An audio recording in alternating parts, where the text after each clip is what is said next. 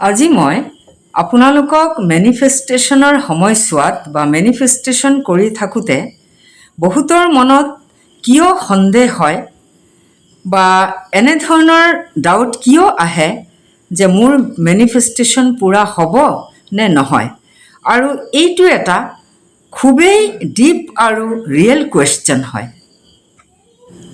মেনিফেষ্টেশ্যনৰ সময়ত সন্দেহ বা ডাউট অহাৰ প্ৰথম কাৰণটো হ'ল যেতিয়া আপুনি মেনিফেষ্টেশ্যন কৰি থাকে, আপুনি সেই কথাটো বা বস্তুৰ কল্পনা কৰি থাকে যিটো আপোনাৰ ওচৰত এতিয়া নাই, কিন্তু আপোনাৰ মনটোৱে বাৰে বাৰে কৈ থাকে এতিয়াতো মোৰ এইটো নাই, তেন্তে মেনিফেষ্টেশ্যন কেনেকৈ হ'ব?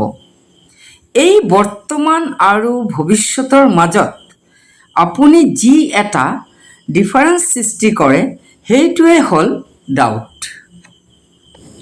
মেনিফেষ্টেশ্যনৰ সময়ত সন্দেহ অহা দ্বিতীয় কাৰণটো হ'ল সৰুৰে পৰাই আমাক শিকোৱা হয় যে হাৰ্ডৱৰ্ক বা পৰিশ্ৰম কৰা, সপোন চোৱা বন্ধ কৰা, কিন্তু মেনিফেষ্টেশ্যন ইয়াৰ সম্পূৰ্ণ বিপৰীত হয়।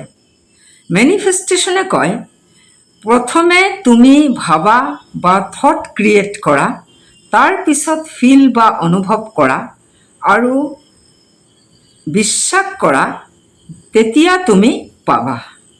আৰু এইটোৱেই হ'ল আচল কাৰণ যে আমাৰ ছাবকনচিয়াছ মাইণ্ডে বাৰে বাৰে প্ৰশ্ন কৰে অকল ভাবিলেই কিবা চেঞ্জ হ'ব পাৰে নেকি? সন্দেহৰ তৃতীয় কাৰণটো হ'ল হয়, মেনিফেষ্টেশ্যন দেৰি হ'ব পাৰে, কিন্তু আমি কি কৰোঁ, আমাৰ জল্দি জল্দি লাগে, আৰু যেতিয়া আমাৰ মেনিফেষ্টেশ্যন দেৰিকৈ হয় তেতিয়া আমাৰ মনত ভাৱ আহে সম্ভৱ মেনিফেষ্টেশ্যনে কাম কৰা নাই বা মই কিবা ভুল কৰা নাইতো। এনেকৈ ভাবিলে বা অধৈৰ্য হ'লে ডাউট আহিবই।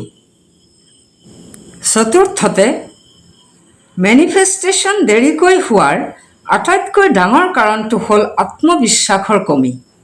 নিজৰ ওপৰতেই ভৰসা কম থাকে। এনেকৈ ডাউট আহি থাকিলে আপুনি কি কৰিব? আপুনি অবজাৰ্ভ কৰিব, এৰি নিদিব। আপুনি যিমান পাৰিব সিমানেই পজিটিভত থকাৰ চেষ্টা কৰিব। মনত ৰাখিব, ডাউট অহা মানে ফেইলিয়ৰ নহয়। আপুনি যি মেনিফেষ্টেশ্যন কৰিছে সেইটো আপুনি পাবই আৰু আপুনি পালেই। এনেকেই পজিটিভত থাকিব, আৰু ইয়াকেইতো কোৱা হয় মেনিফেষ্টেশ্যনৰ পাৱাৰ।